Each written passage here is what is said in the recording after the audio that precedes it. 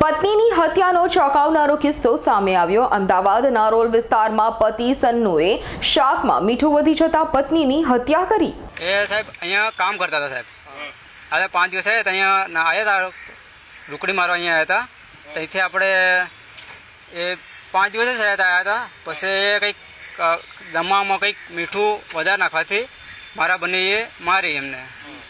પછી મારવાથી અહીંયા કંઈક પાટું માર્યું કે ડાબા સાઈડે, તો કંઈક અંદર કંઈક થઈ હશે। પછી એમને કંઈક માર્યા હશે એમને લોકોએ। પછી એમને કીધું કે સાહેબ જોડે પૂછ્યું કે સાહેબ શું રિપોર્ટમાં, સાહેબ કે આ રીતે થયું હતું।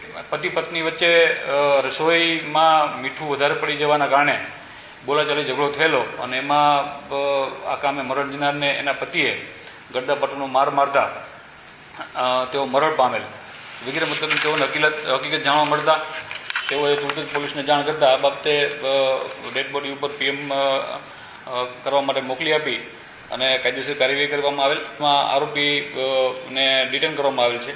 વધુ પુરાવા મળે છે તેઓને ગુનાના કામે ધરપકડ કરવામાં આવશે। અમારી તમામ માહિતીથી અપડેટ રહેવા માટે જોડાયેલા રહો S9 ન્યૂઝ સાથે।